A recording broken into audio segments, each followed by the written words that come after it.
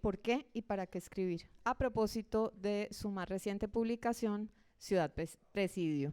Entonces, Santiago, como siempre, es un gusto tenerte aquí en la Biblioteca Departamental. Bienvenido y muchas gracias. Bueno, muchas gracias, Catalina. Muchas gracias a todos por venir en una calurosa tarde caleña como la de hoy a escucharme y acompañarme. Pues por supuesto mi apoyo absoluto siempre al Festival Oiga Mire Lea, que ya va como por la octava o algo así edición, novena edición. Así que bueno, maravilloso este festival. Es un festival que va creando una tradición maravillosa y que se va expandiendo. El motivo de mi charla de hoy tiene que ver con un tema que algunos de ustedes ya conocen y saben de mi pasión, y es la publicación de un libro llamado Ciudad Presidio, y que tiene como subtítulo Cosas para hacer en la tarde antes del fin del mundo. Es un libro que publiqué en el mes de abril de este año, y es un libro que tiene varias formas de ser presentado. No es una novela, no es un libro de cuentos, no es un ensayo. Digamos que, atendiendo a su forma, la definición más exacta sería: es un diario. Es un diario personal, es un diario de lecturas, es un diario de viajes, es un diario de asuntos privados de mi vida, es un diario también de preguntas, de situaciones tristes, situaciones alegres. En fin, es un diario con todo lo que un diario significa. Pero para hacer un poco la presentación de este libro, para hablarles de este libro, quisiera entonces enfocarlo desde varios ángulos que yo creo que es interesante y pertinente para que sea presentado correctamente. Y es que mi novela anterior que se llama Colombian Psycho, que seguramente algunos de ustedes han leído, es una novela en la que yo puse muchas cosas, trabajé de una manera literaria una serie de obsesiones personales, y al mismo tiempo construí una historia relativamente ambiciosa, en donde había muchos elementos que tienen que ver con Colombia, que tienen que ver con mi forma de ver la situación y la realidad de este país en los últimos años, que tiene que ver también con valoraciones éticas y morales. Yo siempre he pensado, Colombian Psycho es una novela negra, y toda novela negra, desde un punto de vista moral, escenifica la batalla entre el bien y el mal, ¿no? Entonces es un libro que tiene para mí muchas cosas que están en juego, y uno de los elementos para mí más delicados y al mismo tiempo más importantes del libro es que en ese libro aparece un personaje que es un escritor.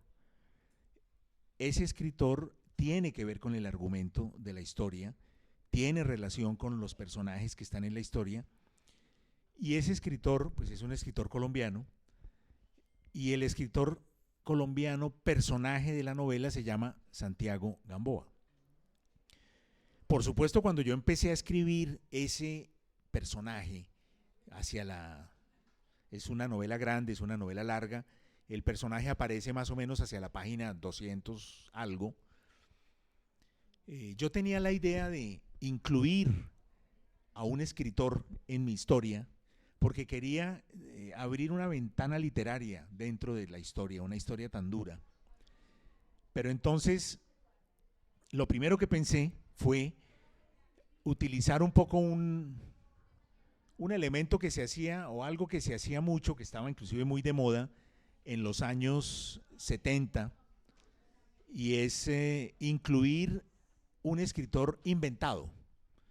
En los años 60, tal vez por influencia de una novela que tuvo mucho éxito en esos años, a fin de los años 50, El Cuarteto de Alejandría, de Lawrence Dorrell, se puso como muy de moda incluir un escritor inventado que los personajes de la novela leían y que admiraban. Hay un escritor inventado por Cortázar en Rayuela, si ustedes recuerdan bien, se llama Morelli.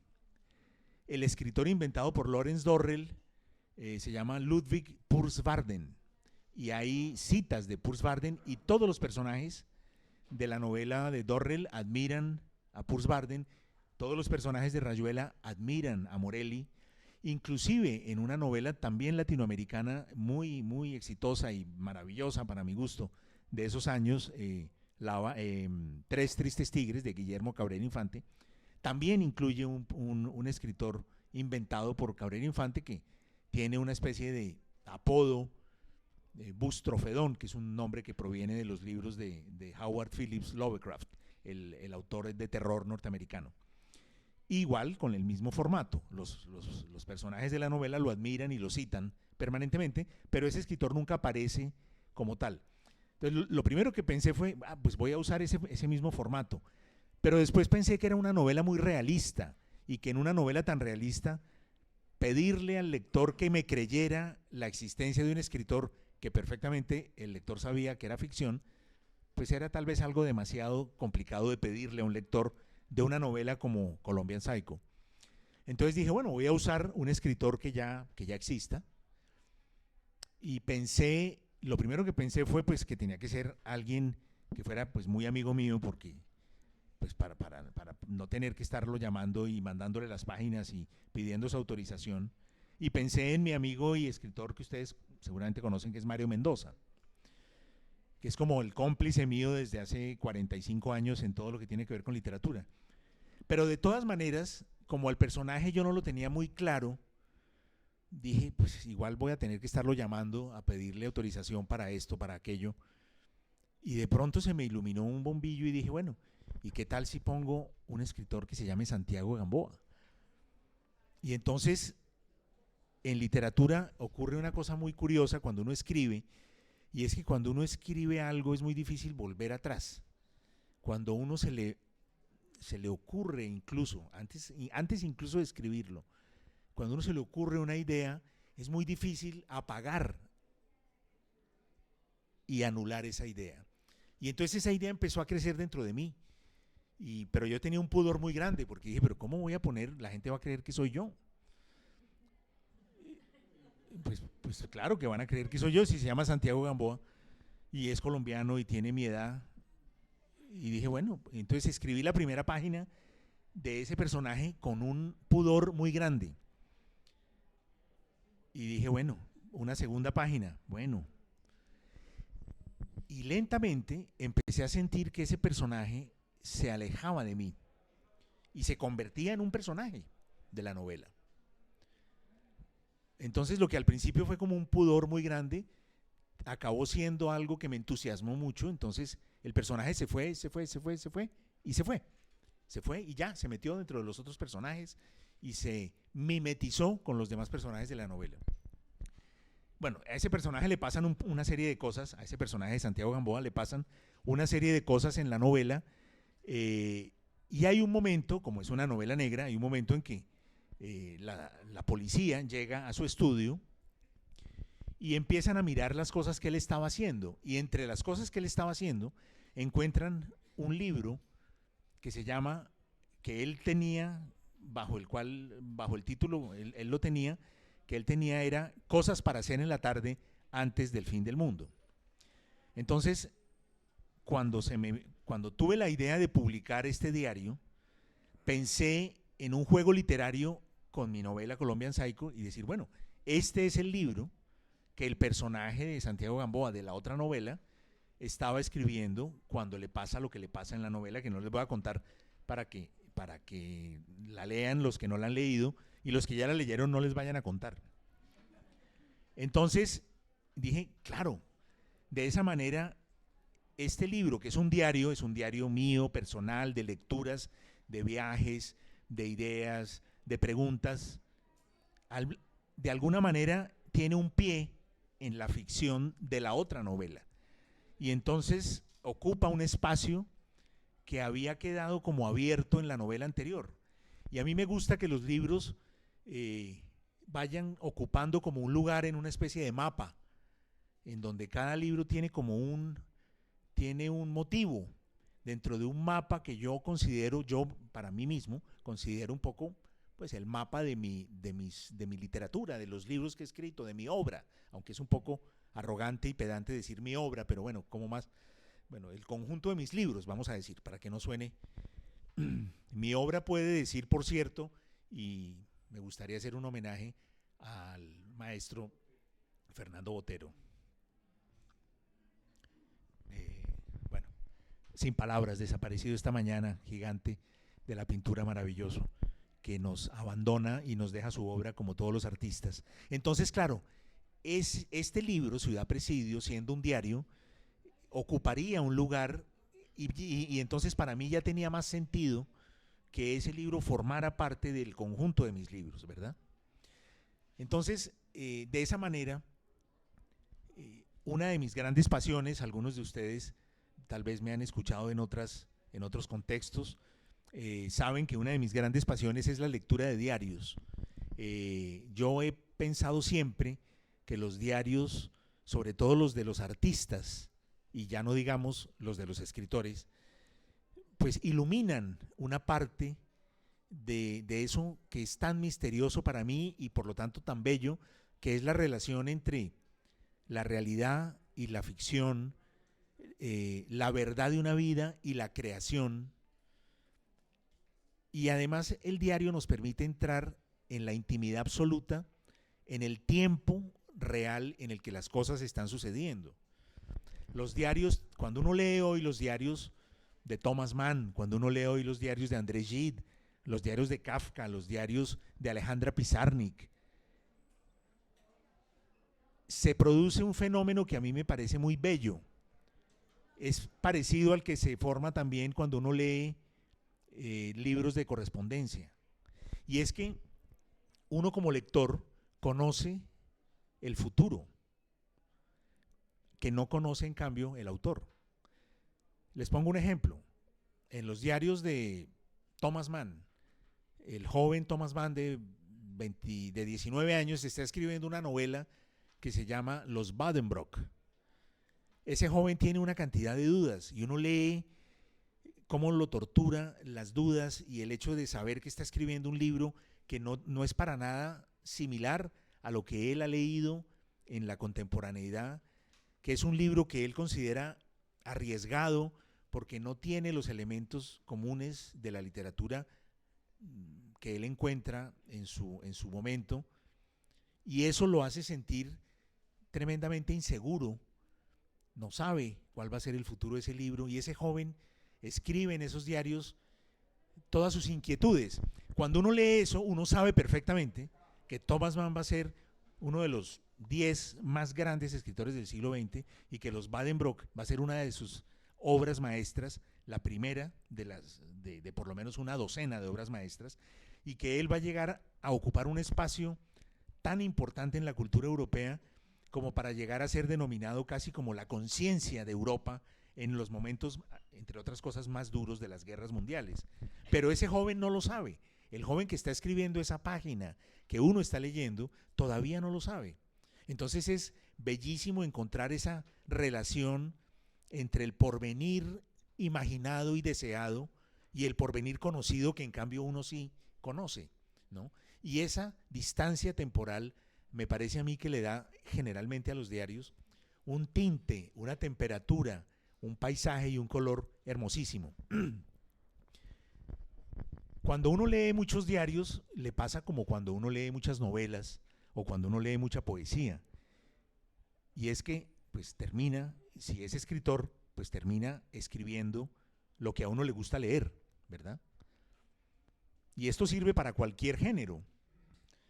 En las novelas, yo escribo en las novelas que me gusta leer.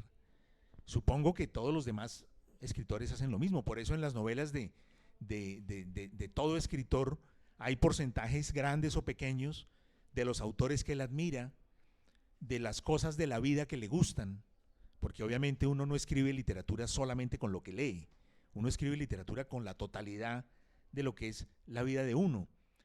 Y esto es importante después para los diarios. Yo siempre he dicho que la literatura es muy diferente a las demás actividades de la vida por una cuestión sumamente sencilla, y es que la literatura no se hace con algo que uno sabe y los demás no saben y los demás ignoran. No, no es como la ingeniería. Un ingeniero sabe hacer puentes. Bueno, a veces los de aquí se caen en este país, pero bueno. Se supone que el ingeniero sabe hacer puentes, ¿verdad? Yo no sé hacer puentes. Un odontólogo, un odontólogo sabe hacer cosas que yo no sé hacer, y él las hace porque él sí sabe. Y así con casi todas las profesiones y las actividades humanas, pero con la literatura no es así. Un escritor no sabe nada más de lo que saben todos los otros, todos sus compañeros, colegas, compatriotas, congéneres. Lo que pasa es que el escritor se concentra en una serie de cosas, focaliza, ve, mira, se pregunta, y entonces, porque es un gran lector, termina escribiendo lo que él quiere leer, lo que a él le gusta leer, ¿no? Yo siempre le digo a los jóvenes que me piden consejos sobre qué escribir, yo siempre les digo, mire, ustedes escriban el libro que ustedes les gustaría leer y que no encuentran en ninguna parte.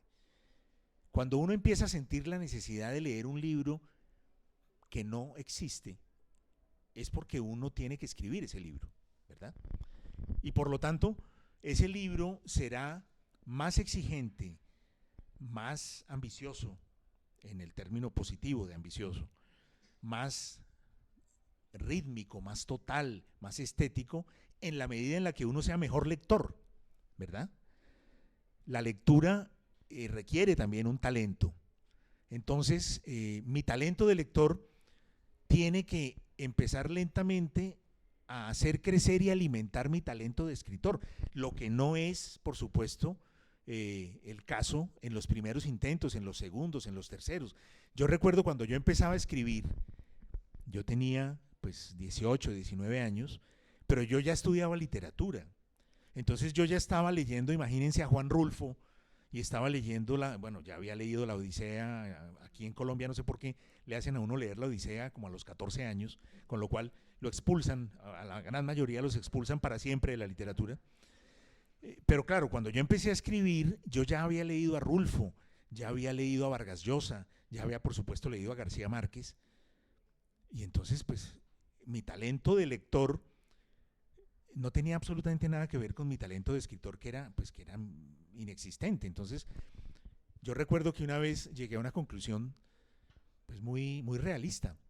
Yo decía, si quiero poder seguir soñando con ser escritor, voy a tener que dejar de escribir, porque cada vez que escribo, el golpe, la diferencia es tan brutal entre lo que yo puedo leer y admirar como lector y en cambio lo que puedo escribir, la diferencia es tan abismal que no tiene ningún sentido. Es decir, que cada vez que releo lo que escribo, pues me dan ganas de tirarme por el balcón. Entonces uno tiene que, no hay que hacerlo. Si uno quiere ser escritor, no conviene tirarse por el balcón, por supuesto. Hay que esperar, hay que saber esperar también, ¿no? Esto es una cuestión de paciencia y de resistencia. La literatura es a veces... Hay un escritor que estuvo aquí en Cali, tal vez alguno lo recuerde de su paso por acá, Camilo José Cela, que dice, es un escritor muy polémico, a mí me gustan sus libros, no su persona me caía antipático, y además cuando yo estaba en la universidad en España, pues yo he formado parte de un colectivo de izquierda y por lo tanto Camilo José Cela era casi un objetivo militar para nosotros, pero su literatura me gustaba, sus libros me gustaban, y él dice siempre, en literatura el que gana es el que resiste, y es una larga carrera. Entonces uno no se tiene que tirar por el balcón en los primeros intentos, tiene que esperar, ¿no? O si quiere saltar, salte desde el primer piso.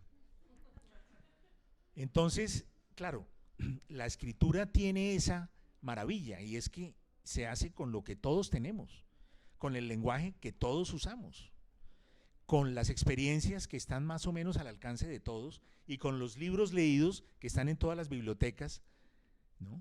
Y después ya podemos hacer metáforas, las metáforas que hemos hecho para explicar, por ejemplo, el talento. El talento es una metáfora. ¿Qué es el talento? ¿Dónde está el talento?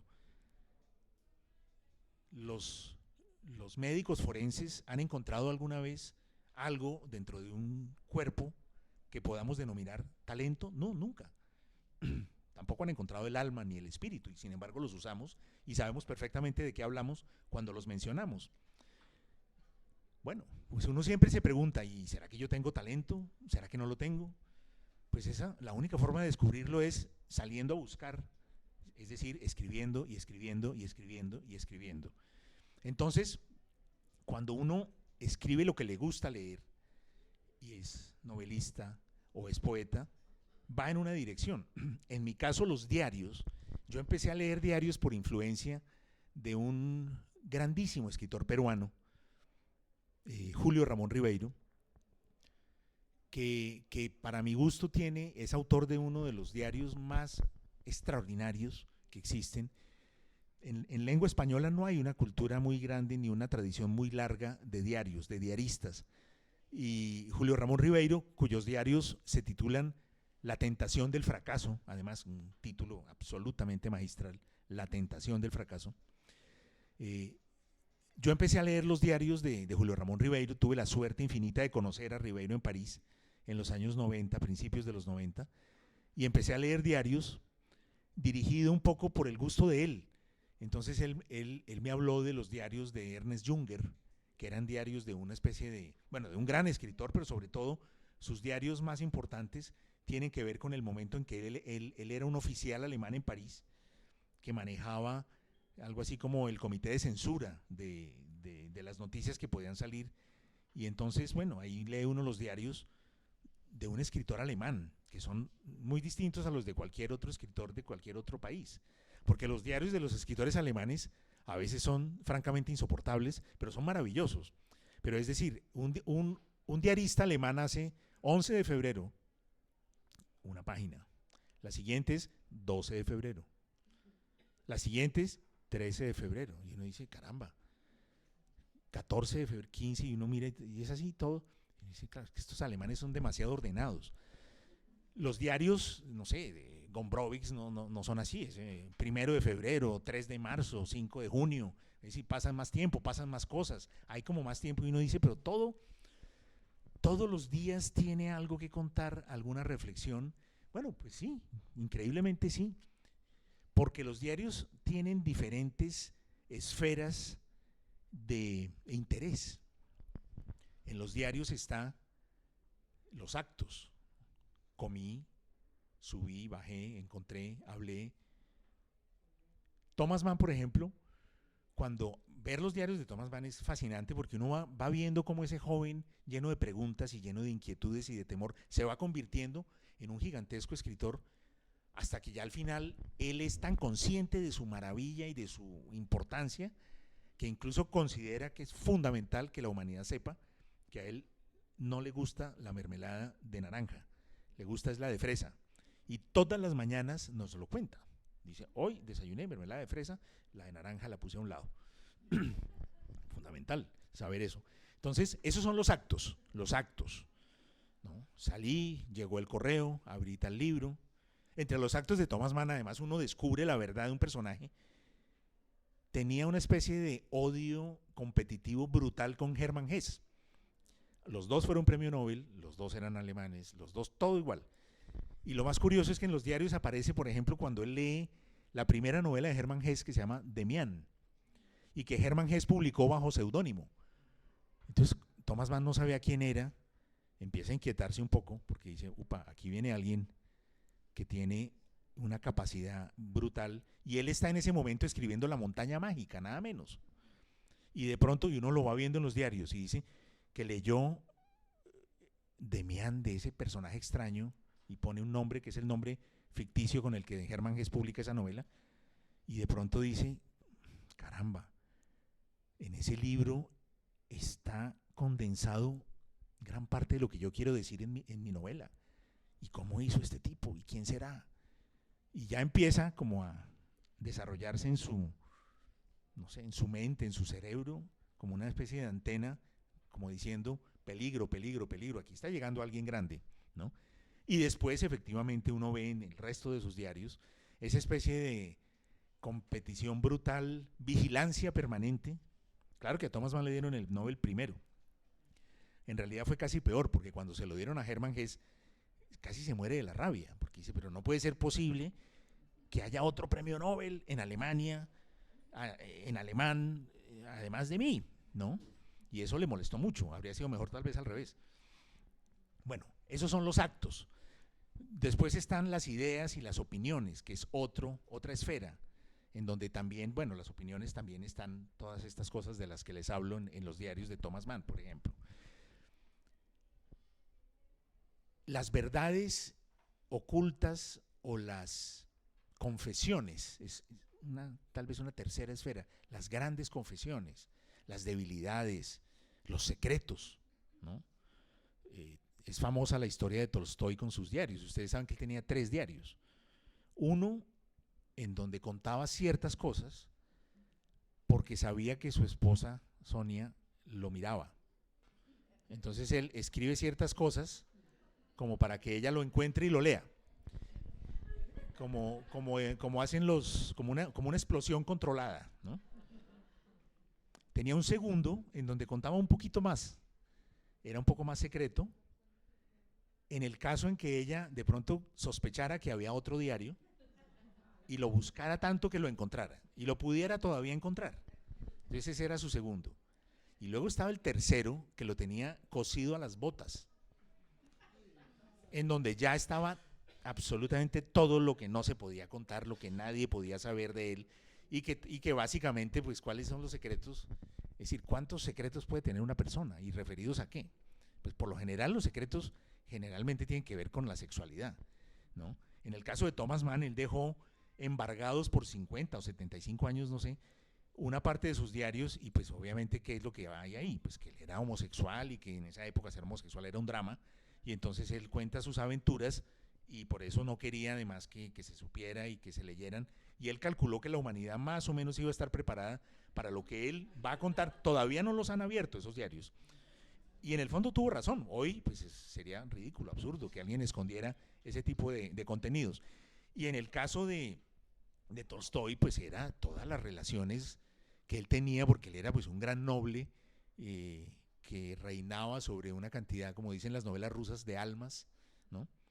Y entonces pues él a esas almas de vez en cuando se iba por la noche y se encontraba con campesinas, con muchachas, y pues obviamente tenía relaciones con ellas, y todo lo cuenta con gran detalle, y ese era el tercer diario, ¿verdad?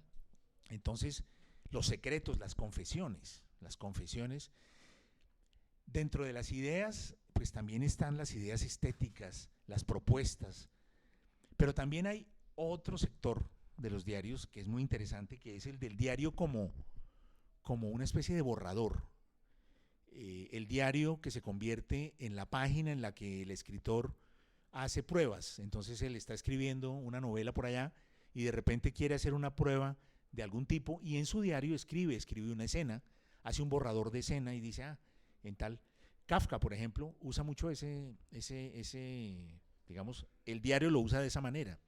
En los diarios de Kafka uno va leyendo y de pronto no cuenta poco de él, en realidad. Uno quisiera como que le contara uno más de la vida de él, pero él consideraba que su vida era mortalmente aburrida, que todo lo que podría ser interesante de él estaba en su imaginación, en su mirada un poco tenebrosa sobre la realidad, y entonces lo que hace es que usa el diario como un cuaderno de borradores, ¿no? Los actos en los diarios de Kafka son muy pocos.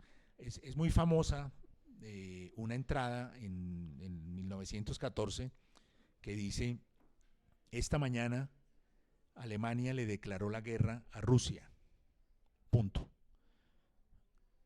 Por la tarde fui a nadar, punto. Eso es. Ese es el tipo de, digamos, de cosas que nos cuenta, muy poco, y sin embargo después nos hace toda una elucubración que después va él a desarrollar en algún capítulo de alguna de sus novelas. Entonces, esa es otra forma que me parece interesante de encontrar en los diarios, el diario como borrador, como espacio para hacer pruebas literarias. Los diarios hay un escritor polaco que se fue a vivir a Argentina, en los años 50, Witold Gombrowicz, y escribió una novela enloquecida, rarísima, que se llama Ferdidurque, que tradujo él mismo en el español un poco a patadas que él manejaba, y con la ayuda de los amigos argentinos escritores, y se publicó en español, casi que antes que en polaco. Y él tiene unos diarios muy famosos también, ¿no? En donde no es tanto borrador, no es tanto espacio para hacer pruebas literarias, sino que es, bueno, cuenta su vida más o menos, no con mucho detalle, pero lo que utiliza él con mucha fuerza es el diario como una especie de lugar de la venganza. Entonces él, a todos los críticos de Polonia que no lo entendieron, que lo maltrataron, que lo criticaron, los pone, mejor dicho, les da con todo en sus diarios, con la convicción de que más adelante sus diarios iban a ser publicados y entonces los críticos iban ahora sí a saber y a recibir su merecido, ¿verdad?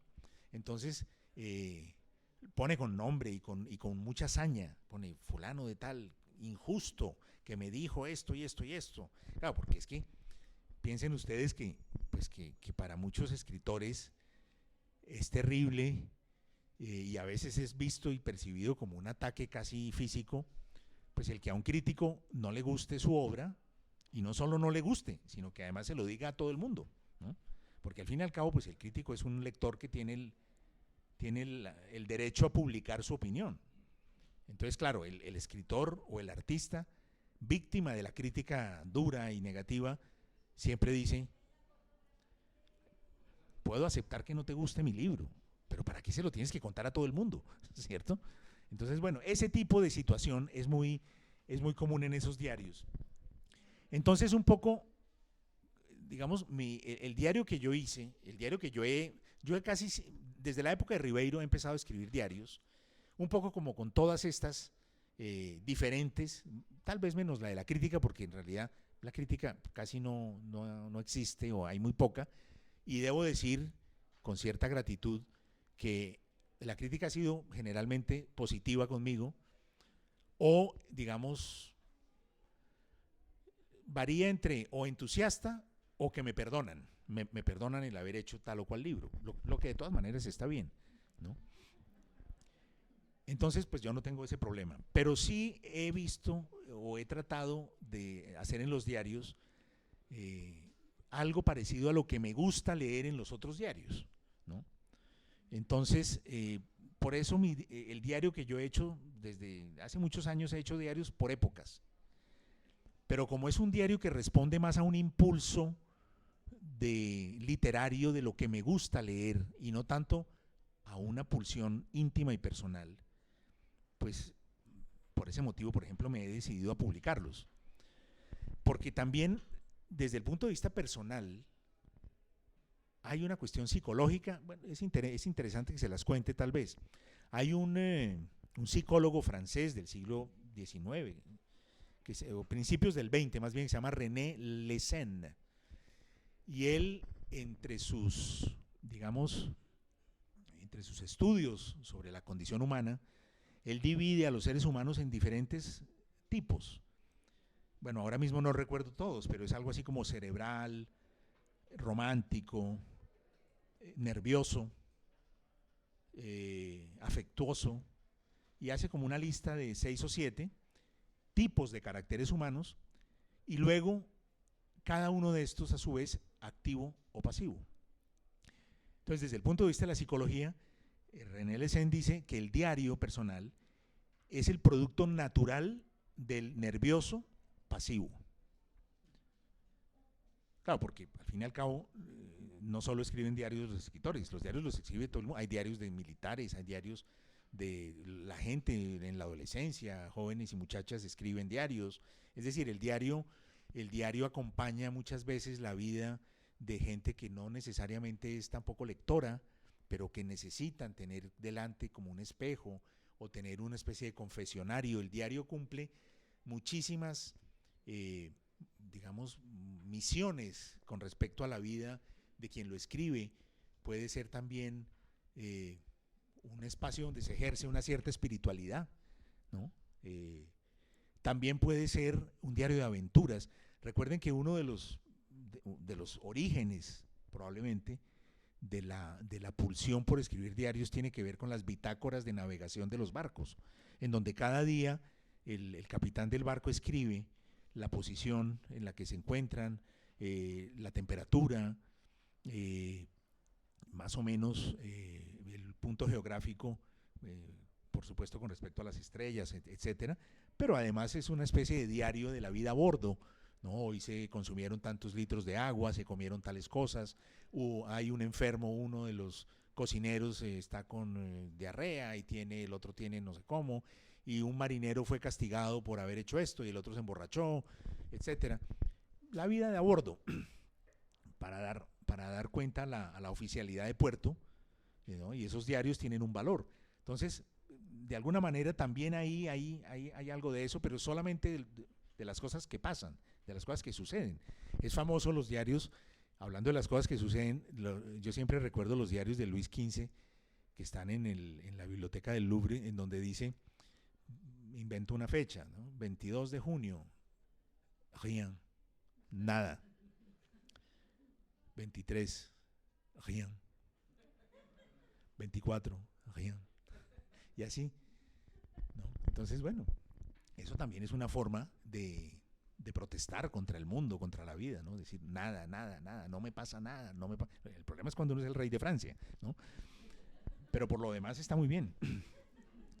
Entonces, claro, los diarios tienen la capacidad también, la forma diarística tiene la capacidad de responder también a necesidades espirituales de jóvenes, de adultos, de todo tipo de personas. Cuando responden también a una especie de mirada sobre sí mismo más aventurera, aparecen, por ejemplo, los diarios de viaje. Los diarios de viaje son maravillosos. ¿Por qué? Porque hacen que las personas tengan una especie como de segunda mirada sobre sí mismos en el momento de ir a lugares nuevos, de conocer culturas diferentes, de tener experiencias que consideran valiosas, ¿no? Es interesante leer los diarios. Por ejemplo, a mí me gusta mucho leer diarios de los lugares a los que visito por primera vez. Pongo un ejemplo, cuando la primera vez que fui a la India, me dediqué durante un tiempo a leer diarios de todo tipo de personas sobre la India, a ver qué les llamaba la atención. Y por supuesto hay todo tipo es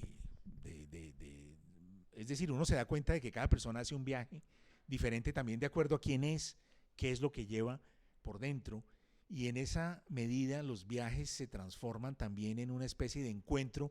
Es casi como cuando uno lee un libro o uno se acerca a una obra de un artista, de un escritor. Uno llega a la obra de Shakespeare y entra, y a veces sale a patadas por una ventana, o a veces se queda, o a veces pierde el interés y vuelve a salir, pero porque es el choque entre lo que uno trae detrás, encima de su cabeza, como un caracol en su casa, lo que uno trae como lector, como persona que ha vivido, como persona que ha tenido sentimientos, y de repente se encuentra con un mundo en donde las cosas son de otro modo, y ese choque produce algo siempre. Lo mismo pasa con las ciudades, con los países nuevos. La primera vez que cualquiera de ustedes va, no sé, a Turquía, ahora que es un destino muy común para los colombianos, o a la India, pues ustedes van a encontrar cada uno cosas diferentes, de acuerdo a quiénes son ustedes, a las cosas que les gusta, a cómo viven acá y qué cosas forman parte de su cotidianidad. Pues cada uno encontrará cosas diferentes, y eso, o sencillamente no les gustará y lo rechazarán, etcétera. Cada persona, y todo eso se ve en los diarios de una manera extraordinaria, como las personas que han llegado al mismo lugar han visto cosas completamente diferentes, ¿verdad? Sobre todo cuando no son escritores. El escritor tiene a veces una mirada, claro, una mirada muy diferente, y aquí hay muchas teorías. Hay un escritor norteamericano que yo admiro muchísimo, que se llama Paul Bowles, o Bowles, no sé cómo se pronuncia correctamente, que dice que para las crónicas viajeras, es decir, para esa escritura que tiene que ver con el movimiento y los viajes, hay dos tipos, dice él. Dice, el viajero digamos, frecuente que de repente decide escribir, o el escritor que de repente hace un viaje. Y dice Bowles, yo prefiero el segundo, prefiero el escritor que viaja, porque de todas maneras, pues por ser escritor tiene un peso en su escritura, en su profundidad, tiene una mirada mucho más estética, mucho más delicada, tiene más sensibilidad, mientras que el otro, dice Paul Bowles, el otro es más bien una persona que no tiene mucha formación cultural y que de pronto decide hacer un diario porque considera que de pronto está metido dentro de situaciones interesantes. Yo no estoy, es decir, comprendo esa división, no estoy muy de acuerdo. A mí me gusta también leer diarios de personas que no tienen ningún tipo de relación con la literatura y es interesante las cosas que cuentan, ¿no? Muchas veces las cosas que le pasan a las personas que no escriben son mucho más interesantes que las cosas que le pasan a las personas que escriben. Yo me acuerdo que el escritor chileno Roberto Bolaño siempre decía una cosa que a mí me hacía mucha gracia, pero que era muy cierta. Decía, incluso las novelas malas, dice, me decía, ¿te has dado cuenta que las malas novelas tienen unas historias buenísimas? Lo que pasa es que no las saben escribir, pero las historias son buenísimas, ¿no? Bueno, a veces el que menos sabe escribir, a lo mejor le pasan cosas maravillosas, torpemente intenta escribirlas, hace algo con ellas, pero las historias siguen siendo muy buenas. A mí me gusta, bueno, además, como decía al principio, los diarios pueden ser de militares, de políticos. Por ejemplo, los diarios de los pintores, ya que estamos hoy recordando al más grande de este país. Los diarios de Paul Klee, los diarios de Warhol, de Andy Warhol. Los diarios de Paul Klee muestran una sofisticación, una mirada de una profundidad extraordinaria. Los diarios de Warhol, rarísimos, un personaje en los años 60 en Nueva York, todos los días llamaba a una amiga y le dictaba el diario, o sea, no lo escribía él. Una cosa muy extraña. Entonces llamaba por teléfono y le decía, mira, hoy hice esto, cosa extraña. Le decía, me gasté $8 en taxis, $16 en comida, compré una botella de whisky que me costó $11. Todos los días parecía como un contable. Llevaba la cuenta, ¿no?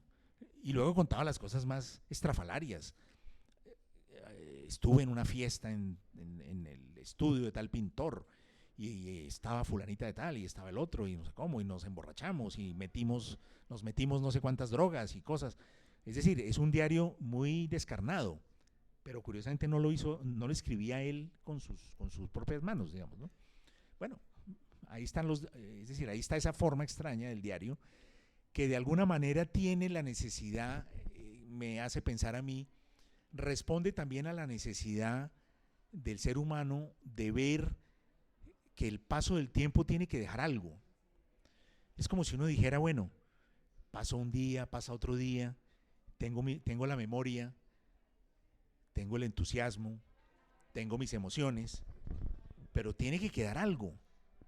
Y entonces el diario es una forma de darle sentido a esa necesidad de que vaya quedando algo y que otra persona de pronto pueda comunicarse con uno en otra época o inclusive en su mismo presente, pero que se pueda comunicar con quien escribió esas páginas en un momento y establecer una especie de comunicación. Y desde ese punto de vista, entonces, un diario es una especie también como de mensaje en una botella y que se tira al mar, ¿verdad? Porque es decir, yo cuando publico estos diarios, que como les digo, incluyen más o menos todas estas formas diarísticas de las que les he estado hablando, por ser un diario hecho con intención de escritor y no porque yo sea, digamos, un nervioso pasivo, como es el caso del psicólogo, sino porque casi que por mímesis, leyendo diarios que me gustan, me dieron ganas de escribir diarios.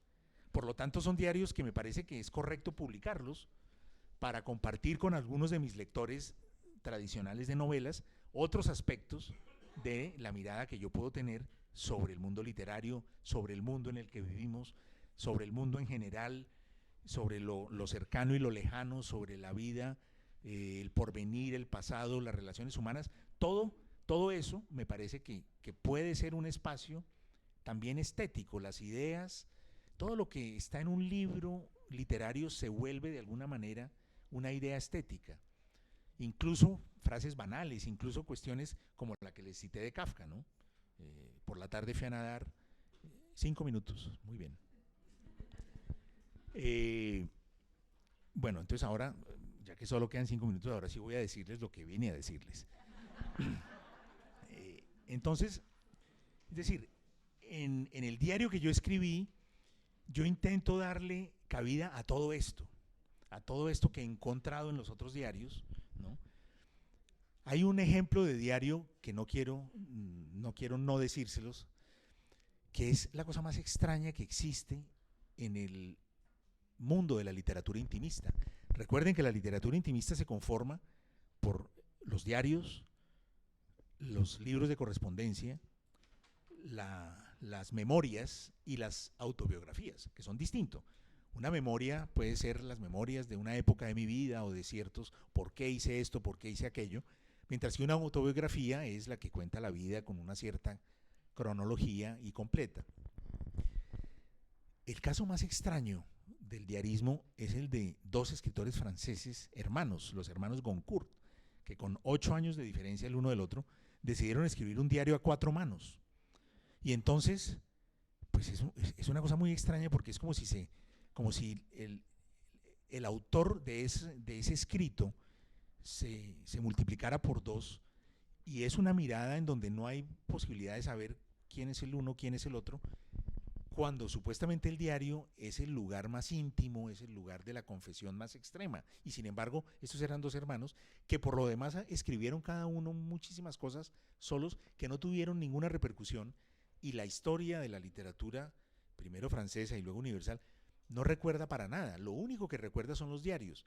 Y por eso a veces los diarios son la gran sorpresa, o serían la gran sorpresa, para escritores que tal vez apostaban su gran patrimonio estético y cultural y emotivo y humano en una obra literaria, y resulta que esa obra literaria desapareció, el tiempo se la tragó, pero lo que sí sobrevivió fueron sus diarios. También le pasó a Anaïs Nin, esta famosa, maravilloso personaje, ¿no?